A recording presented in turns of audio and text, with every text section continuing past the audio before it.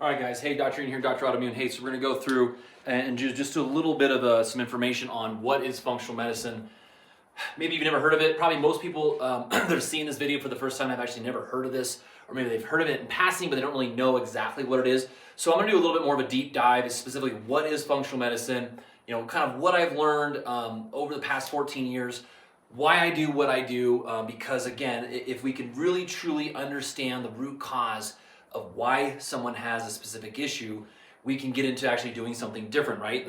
The way that I love starting this lecture, and I've done this lecture so many times in front of prospective patients or just people who want more information, or sometimes spouses, etc., is that we need to do something different, because again, doing the same thing over and over again, the same time, same way, and expecting a different outcome is the definition of insanity. So functional medicine, right, versus Western medicine is very much about, hey, why does a mechanism occur? Why does this actually happen? And then what can we do differently to actually correct that problem? So in one instance, right, you can call that about the root cause, right? But again, the huge difference between your Western, right, versus the functional is essentially, okay, one is acute, right, versus chronic, right? So right now, again, in our society, we tend to actually come last, meaning we rank last typically for most standardized Western approaches. And let me actually just adjust this for a second. Standardized Western approaches as far as we're dealing with chronic medicine, meaning we throw tons of money at the problem. We actually don't look at the lifestyle. We don't look at the root cause why. We actually will throw whatever it is, necessary medication, surgery, or procedure, and we're not stopping and asking, well, why would someone have this chronic issue? Why would they have a hormonal problem? What are what we call antecedents, mediators, and triggers? What are the things leading up into a problem? What are the things that keep them in that place? And what are these other triggering issues? And very commonly, what you'll hear me talk about is genetics, environment, and triggers, right? So what's going to happen is you got to figure these things out, and that's really what the functional medicine process is. So again, I think I definitely don't talk down about Western medicine, but I just find that it's not great unless we're talking about an acute care scenario. So if you do break your arm, if you break your leg, if you do have trauma, it's a wonderful way. So again, my father was a trauma surgeon. He was a veterinarian. If you don't know what veterinarians do, they do everything. They're the general physician, they're the anesthesiologist, they are the dentist, they are the surgeon, right? So he did everything. And I saw that would work wonderful in trauma situations, but again, when we get into chronic situations, especially if I started doing my doctorate in postgraduate education, I realized that, gosh, for these chronic issues, like, we're missing so much. Like, why do the animals coming into my dad still have to continue to take insulin or diabetic medication, or why do they keep getting infections? And so then I started wondering, like, well, does the diet have anything to do with that, right? Or does the lifestyle have anything to do with that? And the answer is absolutely yes, right? It absolutely is part of it, and it's looking at all of these factors in combination. There's another principle, right, in functional medicine that's really important. It's called the tack phenomenon, meaning if you have multiple problems, meaning multiple tacks, right, and you sit down on those tacks and then you pull one or two of them out, if you still have a tack in your butt and then you sit back down, guess what? You're still going to have symptoms. So very commonly, what I'm doing in functional medicine is trying to figure out, hey, what are all the different systemic problems, right, or environmental problems that are physically causing the manifestation or maybe the activation of someone's genetics, right? So, and we'll talk a little bit about epigenetics, but again, mostly you just need to understand, like, what is it that you should be looking for when you go and you talk to functional medicine providers, right? What should you expect? What is the process? What's the best way that I've found actually for this to really work in the first place? So again, right, Western medicine works great, but in functional medicine, right, it's about thinking and linking. It's like, why does this actually happen in the first place? So again, you will have a symptom which could be fatigue, right? Could be fatigue, right? Could be brain fog, right? Could be joint pain, right? You can have all three of those symptoms, okay? And then we'd say, well, why would that be? Because again, I don't want to give you an individual supplement for all three of those symptoms. That's not efficient. We want to ask and say, what is, right? What is the actual upstream system that's then causing that symptom? Again, I just want to stress this. You would think that this is logical because it is, but this is not necessarily how typical diagnosis and treatment is done. Remember, in Western medicine, right, they're going to name it, blame it, and tame it. And I give them a hard time, but that's how they're trained. They're indoctrinated just like any other profession is.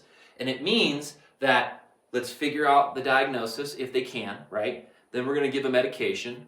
Then we might re-verify some results or whatnot. We might track you over time. But then it's kind of like you're out the door. But it's like, well, why do I have fatigue after meals? Or why is my blood sugar level high, right? Or why do I have IBS?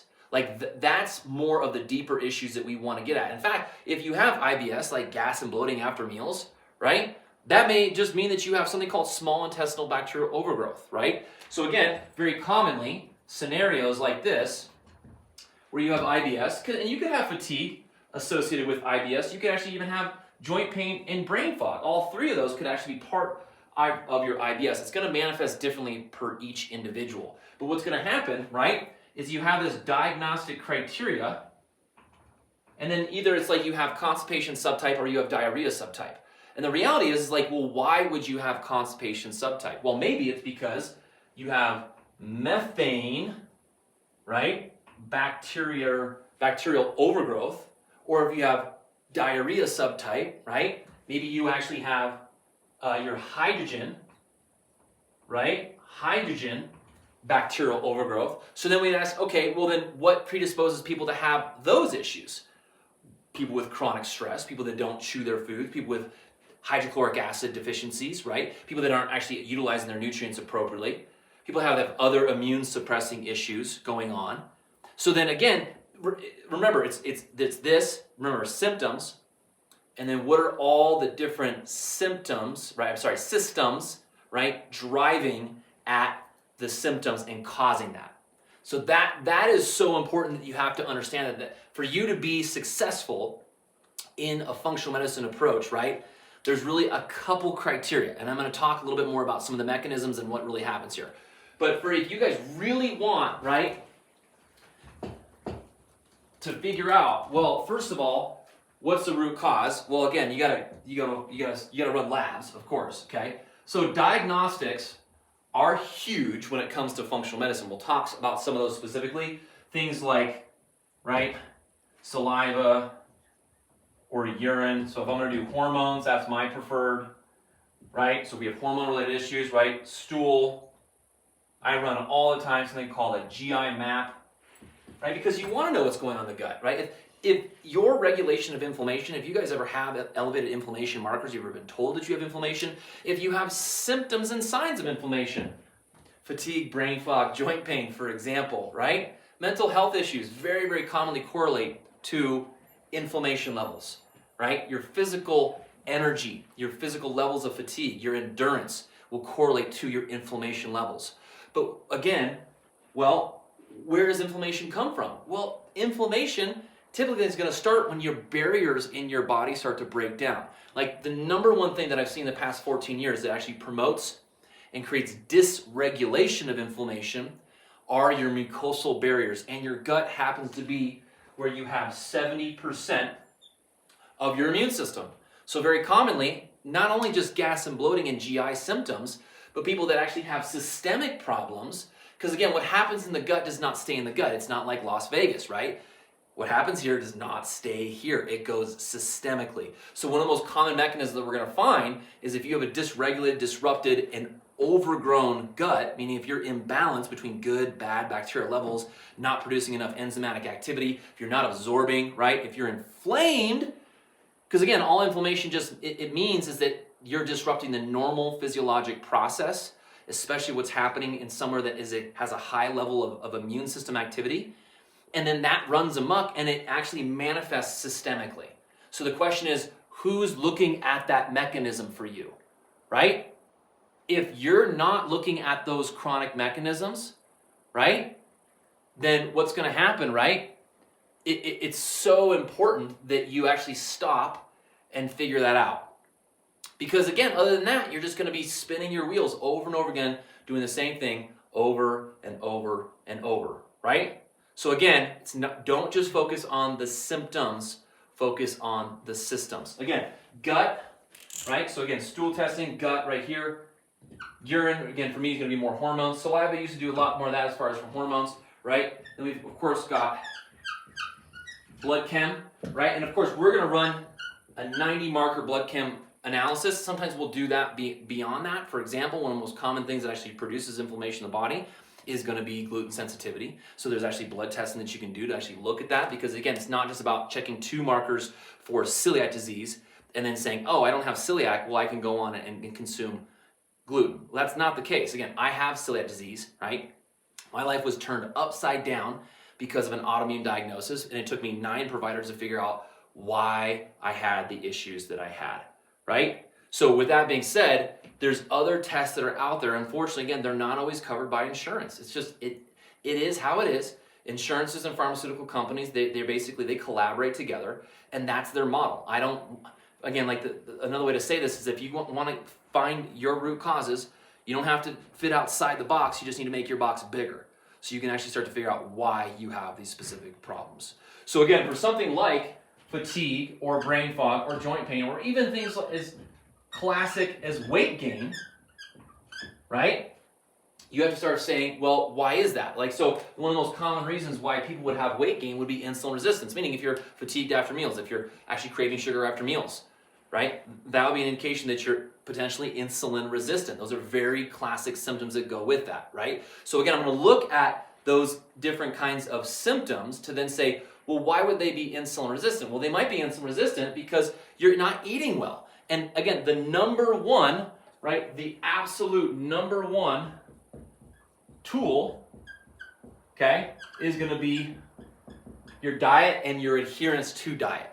If you have good adherence to the right diet for who you are and where you're at in your life, you're going to see the most expression towards anti-inflammation and regulation of your optimal genetic potential, right? I mean, that's just, again, 14 years, no supplements come close to how good a diet will be as far as for giving you the results that you're looking for, okay? So again, this is why we have a clinical nutritionist on board. This is why she's full-time, she's busy, because she is constantly holding people's hands through this, so you don't have to just guess or look at a dietary plan. You could say, hey, oh wow, it actually looks like I need to do exactly this, and then I need to do this next. So it's like, again, it's like that layer, right? There's those layers of the onion, and it's about peeling the layers of there. And again, for some people, they're gonna have addiction issues. They will actually have food addiction problems. And those are things that we see all the time, and we will as well figure out how do we support that. For some people, when it comes to blood sugar issues, which again is it's a top 10 as far as root cause mechanism we see in functional medicine, we will actually utilize these things called continuous glucose monitors. And what they do is they physically, this is actually a device that's embedded in this tool, and this is a physical device that actually you put on your arm, you put in your waist, and then it Bluetooths your blood sugar information to your phone. So you can actually physically see what foods are impacting you. Meaning, like, again, if you want a different outcome, what's happening to your system when you're putting in certain parameters? Meaning, what is happening to your blood sugar when you eat those foods, right? What happens when you pull that food out and then you bring it back into your diet, right? So elimination and provocation. And functional medicine, again, is very, very common that you'll see things like paleo, Mediterranean, AIP, right? The biggest thing that you're going to get as far as benefit is your willingness to change. That's it. I mean, honestly, if you're willing to change, if you're willing to go at it with a diet, if you're willing to take some pharmaceutical grade supplementation, that is going to make a massive difference as far as your health goes. Because again, the definition of a good doctor is someone who gives basically people the right direction, empowers them through education, and then guess what's going to happen? You're going to be able to depend more on yourself for what you need to do versus trying to abdicate, right? Delegation for abdication. You guys may or may not know that, right? Delegation means we teach you exactly what to do versus abdication is like you're just giving that to somebody. Because unfortunately in healthcare, that's pretty much what happens. It's abdication. You're like, well, I don't really know what's going on, so we're just going to give that to these people, They say they're professionals, but when it comes to those chronic issues, your providers many times are getting stuck. They don't know what else to do. Well, we're just going to use the metformin, and we're just going to use stool softeners. No, hey, I don't know if that coffee or again those Red Bulls or the Monster energy drinks are really working out for you, right? Because again, that is a short-term approach versus looking again at the underlying physiologic mechanisms. So just, again, a good comprehensive blood panel, right? Which is again what my clients will get prior to their initial visit, will be reviewed at the actual office visit. And so we can actually say, hey, look, here's the biochemistry of what's going on. Here's potentially what we may need beyond that, right? And then again, ultimately, what we're going to look at is 16 pages of paperwork, right? And then what's going to happen is that is our way to point what's going on with your systems, right? So we've got that paperwork, which again is 16 pages, right? Plus blood chem. And then here's what's going to happen. There's going to be a timeline, right? So throughout your life, there are certain significant events that have happened. That could be, hey, you were a kid and you had multiple rounds of antibiotics. So, hey, you had to have a procedure to have the ear infections relieved through tubes. So that's a significant event, right? You had your tonsils out. That's a significant event, right? You had mono in when you went to college. That's a significant event, right? You started menstruation, and at that point you had dysregulated menstrual cycles. That's a significant point, right? Or you had, hey, we got a strep infection right here, had to do 4 rounds of antibiotics. That's right? I mean, those are all things that are impacting your immune system. So that's the timeline that we need to actually go through and figure out, like, when did things start to go downhill? Because then if you know that, we can start to go, oh, well, that kind of makes sense with the other issues we're seeing on the paperwork. And if that correlates too with what we're seeing on the blood chemistry, well, guess what? Now we've got 3 for 3.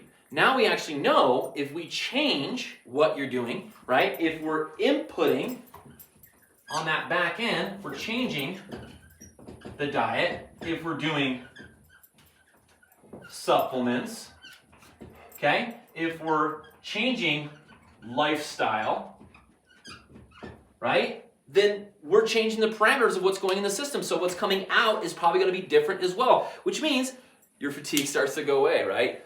Your joint pain and issues start to actually go away. Your brain fog starts to clear. Many times, I mean, it's about half of my clients, when I survey them, will say my anxiety and depression levels are nowhere near where they were before. And it's not because I'm changing their medications, right, or telling them to go on or off medications. It's because we're changing their biochemistry, which allows their body to function optimally. God made us in His image, and basically with that also the ability to express amazing and phenomenal genes, right? These have been crafted over many, many, many years.